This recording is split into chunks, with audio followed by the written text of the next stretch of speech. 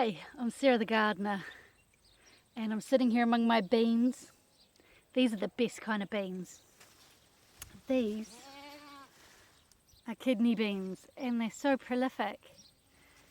And the best thing about them is I don't have to do anything with them until they dry on the plant, which is a good thing because that'll be when the weather has cooled down.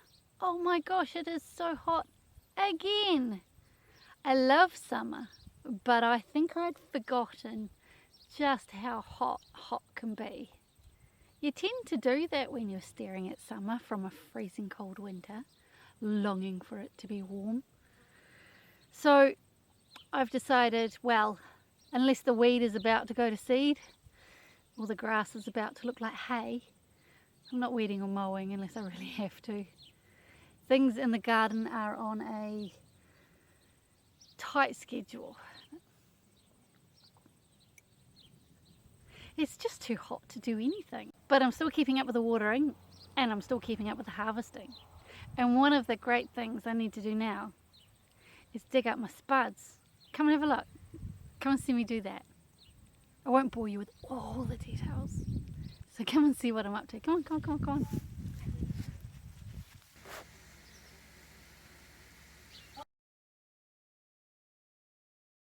It's so nice to have tomatoes available at our fingertips, but I think I've got a problem. I think I've got blight. As you can see here, so far it only seems to be in the leaves, but it is turning up in the tomatoes, which, to be honest, isn't ideal. I haven't seen it in the stems yet, so what I'm doing at the moment is picking off the affected fruit and picking off the leaves, and then I'm spraying with a copper spray and hoping for the best. Now when you do have a problem such as blight in your garden, hygiene is really important. You need to remove all traces of the infected leaves and fruit and take them far away. Don't put them in your compost heap, burn them or put them in your outside rubbish, because this is spread by fungal spores and they'll hang around if you allow them to. And you don't want this to come back next season. It's quite heartbreaking when I know that I've got at least another good month of tomato production still ahead of me. But sadly, I'm fighting a battle. I haven't given up yet. When I see it on the stems, I think that's maybe when I'll start ripping plants out. But until then, there's always hope.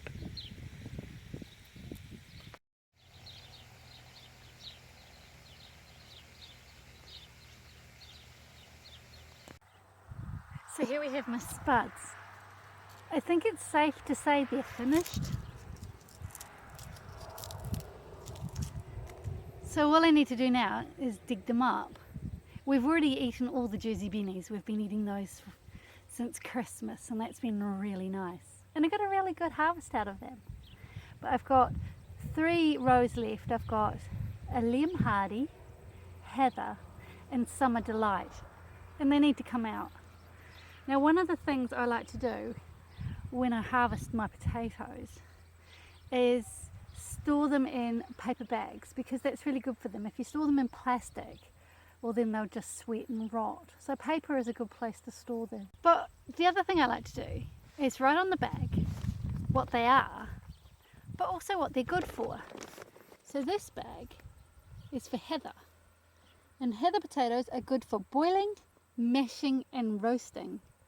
And so that's going to be really good for me when I come to cook my potatoes, because I can send somebody to my shed, my cool dark place with which to store my spuds, and say, we're having roast potatoes tonight, can you go get the ones that are good for roasting? And so that'll be good for my little people to help me with the garden prep, the meal prep. So every little thing helps. So now I'm going to see what we've got. It's like looking for buried treasure. I love digging up potatoes.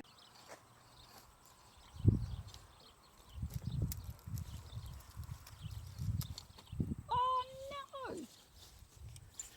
Don't do this. Oh, that was a good one. Oops. if you do put the fork through a spud, which I guess is kind of inevitable because you don't know where they are, put it aside and eat it first. Waste not, want not.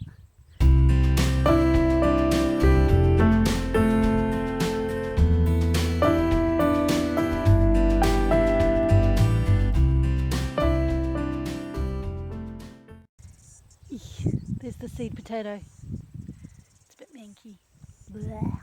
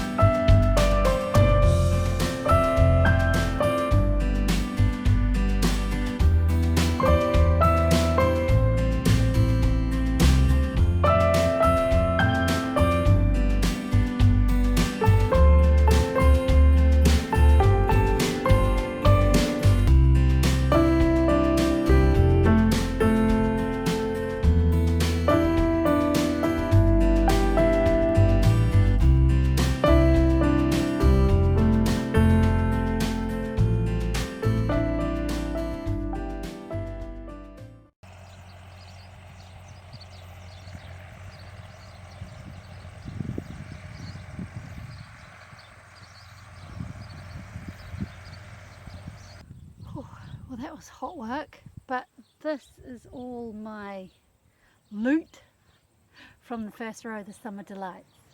Now, some of them have a bit of a war injury from I put the fork through them, so we'll eat those for tea.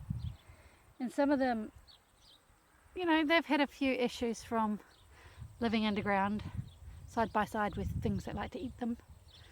So we shall eat these first as well. We'll just chop out the bad bits. Waste not, want not, and all of that.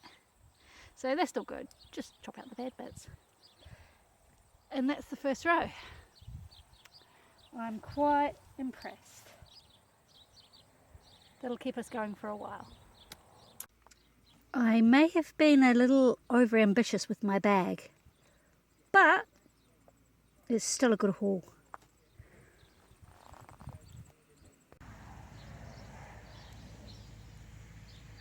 Right, let's see what's in the next row.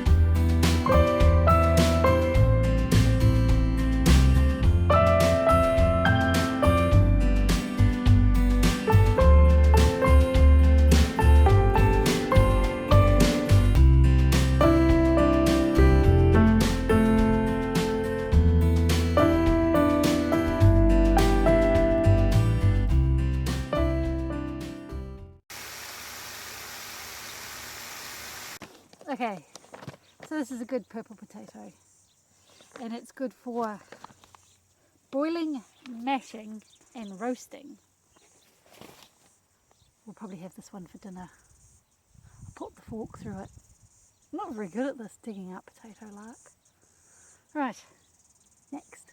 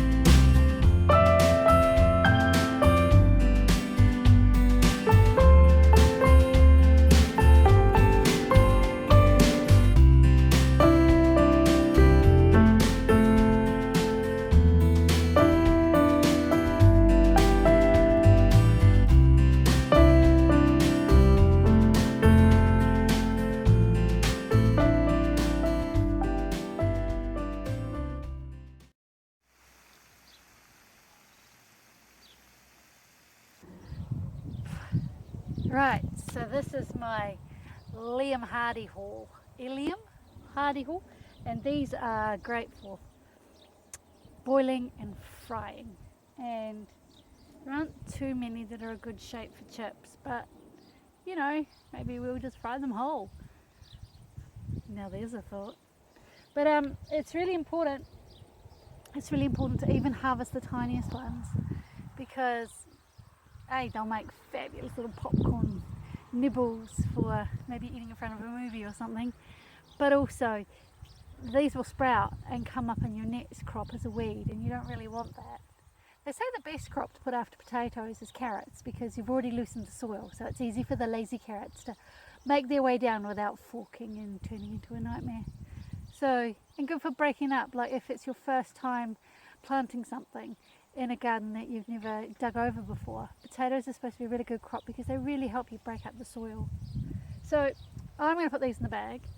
I have some potatoes that were sprouting in the cupboard because we didn't quite get to them in time. So what I'm going to do is I'm going to re-enrich the soil and chuck those in and try and get a sneaky crop before the frost.